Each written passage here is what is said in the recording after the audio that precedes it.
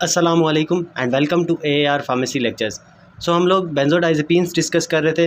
आज पहले हम प्रेगनेंसी कैटेगरीज से स्टार्ट करेंगे, उसके बाद फर्दर हम जो है बेंजोडाइज़ेपिन्स कंटिन्यू करेंगे।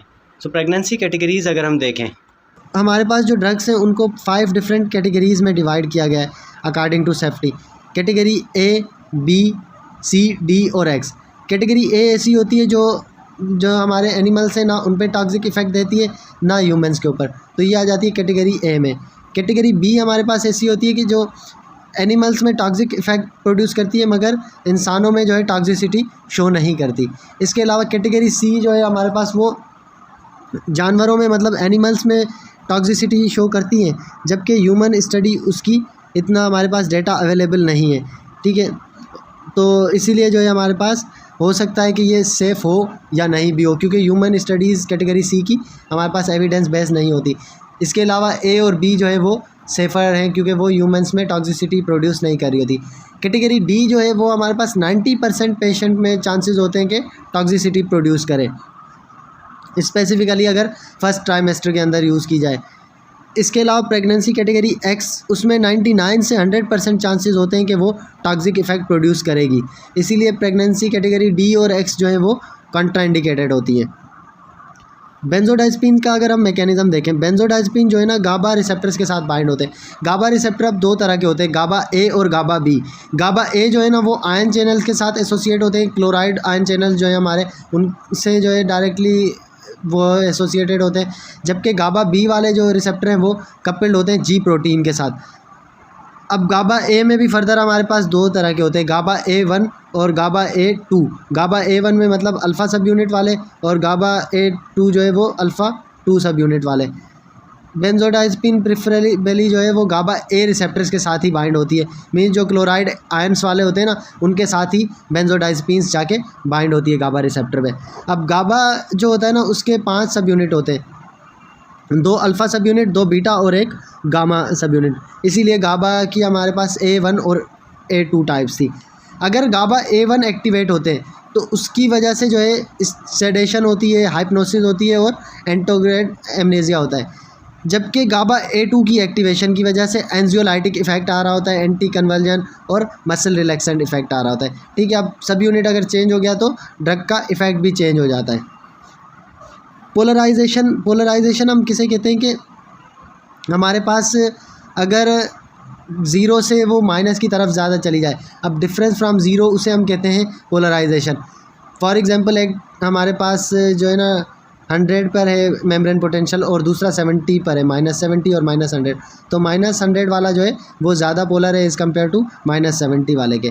डीपोलराइजेशन हम कहते हैं कि पोलैरिटी डिक्रीज़ होना, उसे कहते हैं डीपोलराइजेशन। इंटरनल मेम्ब्रेन जो पोटेंशियल होता है, रेस्टिंग मेम्ब्रेन पोटेंशियल, वो -70 मिली वोल्ट होता है। ठीक है, फिर इससे अगर हमारे पास जैसे जैसे कम होता रहेगा, ज़ीरो की तरफ जाएगा, तो वो हो जाएगी डीपोलराइजेशन। जब भी गाबा रिसेप्टर एम्प्टी होते हैं तो कोई एगोनिस्ट मौजूद नहीं होगा, तो कोई क्लोराइड आयन इन्फ्लक्स नहीं होगा।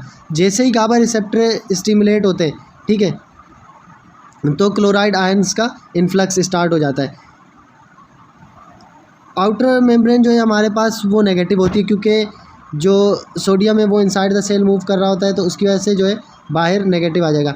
बेंजोडाइज़ेपिन्स क्या करती हैं, बेंजोडाइज़ेपिन जो है ना वो जैसे ही गाबा रिसेप्टर्स के साथ बाइंड होगी तो इन्फ्लक्स करा देंगी क्लोराइड आयन का, तो फिर सेल का इनसाइड जो है ना वो हाइपर पोलराइज्ड हो जाएगा, मतलब वो माइनस नेगेटिव की तरफ बढ़ता जाएगा, तो उसकी वजह से एक्शन पोटेंशियल जनरेट नहीं हो पाएगा। एक्शन पोटेंशियल जनरेट होने में बहुत डिफ़िकल्टी होगी, क्योंकि पहले अगर हमारे पास फॉर एग्जांपल 70 पे मौजूद था, -70 से वो -90 तक ले गया, -100 तक ले गया, तो अब उसको अपने जो है थ्रेशोल्ड तक आने में टाइम लगेगा। ठीक है, थ्रेशोल्ड वैल्यू -55 मिली वोल्ट है। अब नॉर्मली जो है 15 का डिफरेंस आता है 70 से, अगर हम 55 तक आए, -70 से -55 तक, तो थ्रेशोल्ड के बाद फिर एक्शन पोटेंशियल जनरेट हो जाता है। जबकि अगर हम बेंजोडाइज़ेपिन्स दें तो वो हो सकता है -90 या -100 तक लेके चला जाए, तो -90 तक चला जाएगा तो -35 का डिफरेंस हो जाएगा। इसी की जगह -100 तक ले गया तो अब -45 का डिफरेंस हो जाएगा, तो वो एक बहुत बड़ा डिफरेंस हो जाता है एक्शन पोटेंशियल जनरेट करने के लिए, क्योंकि पहले ड्रग जो है हमारे पास मेम्ब्रेन का पोटेंशियल थ्रेशोल्ड तक आए तो फिर उसके बाद वो एक्शन पोटेंशियल जनरेट करे। ठीक है, तो बेंजोडाइज़ेपिन सिंपली गाबा रिसेप्टर के साथ बाइंड होती है, उसकी वजह से जो है क्लोराइड आयंस का इन्फ्लक्स कराती है और उसकी वजह से हाइपर पोलराइजेशन हो जाती है मेम्ब्रेन में। डोज रिस्पांस कर्व अगर हम देखें, थेराप्यूटिक इफेक्ट ड्रग का एज़ कम्पेयर टू डोज, मतलब डोज रिस्पांस कर्व से हमें क्या पता चल रहा होता है कि जैसे जैसे हम डोज दे रहे हैं ड्रग का, उसके अकॉर्डिंगली इफेक्ट क्या है या थेराप्यूटिक इफेक्ट क्या आ रहा है। बेंजोडाइज़ेपिन CNS डिप्रेसेंट है, ठीक है। इसके अलावा सेडेटिव्स जो भी हैं वो as anxiolytic, anticonvulsant, muscle relaxant के तौर पे भी यूज़ हो रहे होते हैं, ये हम ऑलरेडी डिस्कस करके आए।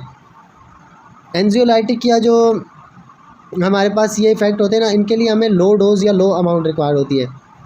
बेंजोडाइज़ेपिन का अगर हम मैक्सिमम डोज भी देना तो वो बहुत कम जो है मेडुलरी डिप्रेशन कॉज करा रहा होता है, ठीक है।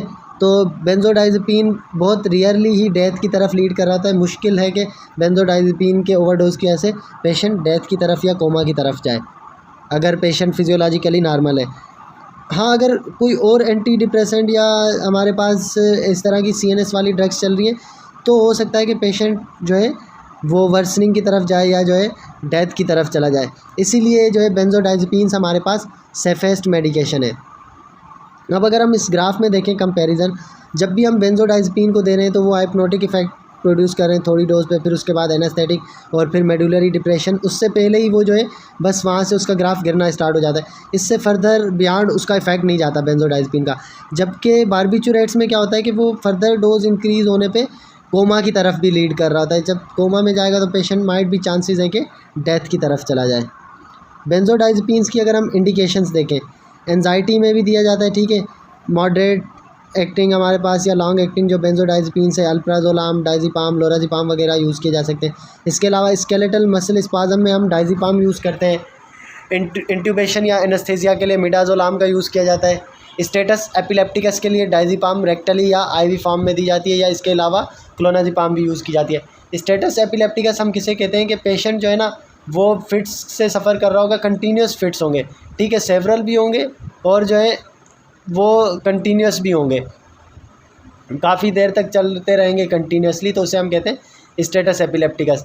तो इसके लिए जो है हमें इमीडिएट रिलीफ चाहिए, अदरवाइज़ जो है ब्रेन डैमेज हो सकता है और पेशेंट जो है सीवियरिटी की तरफ जा सकता है। एपिलेप्सी में हम क्लोनाज़ेपाम यूज़ कर सकते हैं। इसके अलावा इंड्यूस स्लीप करने के लिए हम जो है शॉर्ट ड्यूरेशन ट्राइज़ोलाम दे सकते हैं, जबकि स्लीप की मेंटेनेंस के लिए हम अल्प्राजोलाम, ब्रोमाज़ेपाम या फ्लोराज़ेपाम वगैरह दे सकते हैं। यूजुअल एडल्ट डोज देखें अगर हम कॉमनली यूज्ड बेंजोडाइज़ेपिन का, अल्प्राजोलाम 0.5 mg HS दी जाती है, diazepam 10 mg HS, मिडाज़ोलाम 7.5 mg HS, clonazepam जो हमारे पास रिवोट्रिल है वो 1 mg HS, ब्रोमाज़ेपाम 3 mg HS, ट्राइज़ोलाम 0.25 mg HS और टिमाज़ेपाम 30 mg HS। बेंजोडाइज़ेपिन के अगर हम ADRs देखें तो ये एटेक्सिया कराता है। एटेक्सिया का मतलब क्या होगा कि कोऑर्डिनेशन ख़त्म हो जाएगी स्केलेटल मसल मूवमेंट्स के दरमियान, जो हमारे पास कोऑर्डिनेशन हो रही होती है ना वो नहीं हो पाएगी। इसके अलावा कोग्निटिव इम्पेयरमेंट जो मतलब इंटेलिजेंस फंक्शन है वो जो है पेशेंट लॉस करेगा। इसके अलावा डे टाइम सेडेशन, ड्राउजीनेस, उसके अलावा साइकोलॉजिकल और फिजियोलॉजिकल दोनों डिपेंडेंस हो सकती हैं।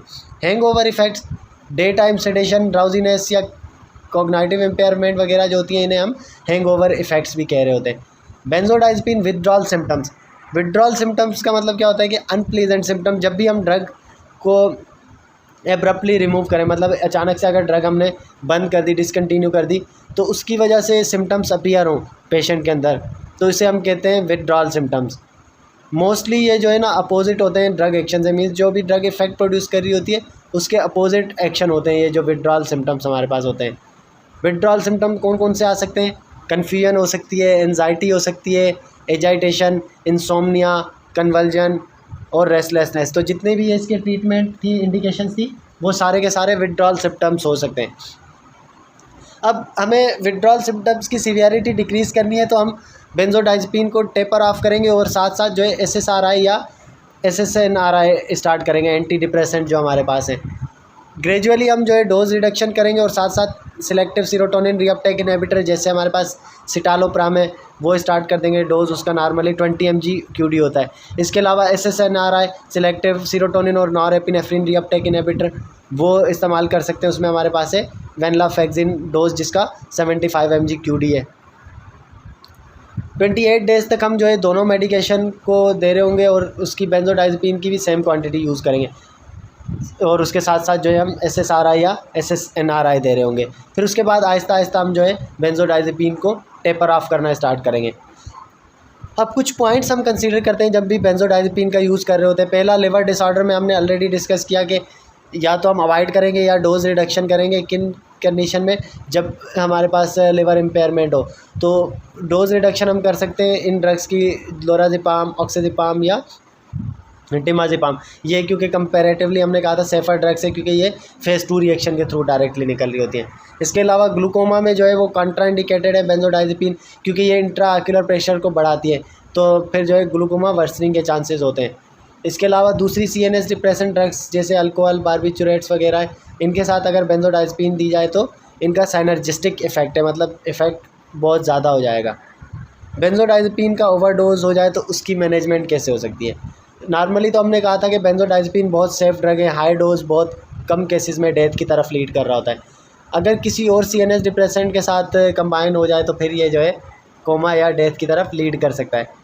अब बेंजोडाइज़ेपिन अगर हमारे पास टॉक्सिसिटी के साथ आए तो विदिन 2 आवर्स मैनेजमेंट क्या हो सकती है? गैस्ट्रिक लवाज के लिए NG ट्यूब पास करेंगे और स्टमक कंटेंट्स को वॉश कर देंगे नॉर्मल सलाइन के साथ। इसके अलावा चारकोल की एडमिनिस्ट्रेशन करा सकते हैं क्योंकि चारकोल जो है मोस्टली ड्रग्स को एब्जॉर्ब कर लेती है।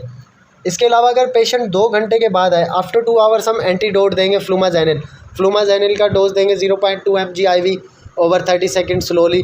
फिर फर्दर जो है हम 0.5 mg देते रहेंगे हर 1 मिनट के बाद अगर नीड होगी तो। मैक्सिमम हम 3 mg तक दे सकते हैं।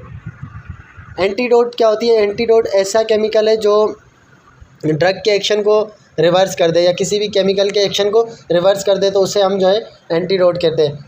अगर फ्लूमाजेनिल हाई डोजेज़ में दी जाए तो वो जो है रिसेप्टर्स से गाबा को भी रिमूव कर देगा, ठीक है। मींस जाके वहाँ से बेंजोडाइज़ेपिन को तो रिमूव करेगा ही करेगा, साथ साथ गाबा जो नॉर्मली हमारी बॉडी में मौजूद होते हैं उनको भी रिमूव कर देगा, ठीक है। फ्लूमाजेनिल कॉम्पिटेटिव इनहिबिटर है बेंजोडाइज़ेपिन का, मतलब ये बेंजोडाइज़ेपिन्स के साथ कम्पीट करता है और फिर उनको रिमूव कर देता है, रिप्लेस कर देता है, क्योंकि बेंजोडाइज़ेपिन्स के कंपैरिजन में फ्लूमाजेनिल की एफिनिटी ज़्यादा है गाबा रिसेप्टर्स के साथ। बहुत शुक्रिया वीडियो लेक्चर को देखने का। नेक्स्ट इंशाल्लाह हम नॉन बेंजोडाइज़ेपिन एंजियोलाइटिक की स्टार्ट करेंगे।